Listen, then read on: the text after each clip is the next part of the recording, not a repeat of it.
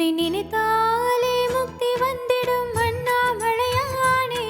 நான் தினந்தோறும் என்னும் வரம் வேண்டும் பொன்னார் மேனியனே. உன்னை நினைத்தாலே முக்தி வந்திடும் அண்ணாமலையானே. நான் தினந்தோறும் என்னும் வரம் வேண்டும் பொன்னார் மேனியனே.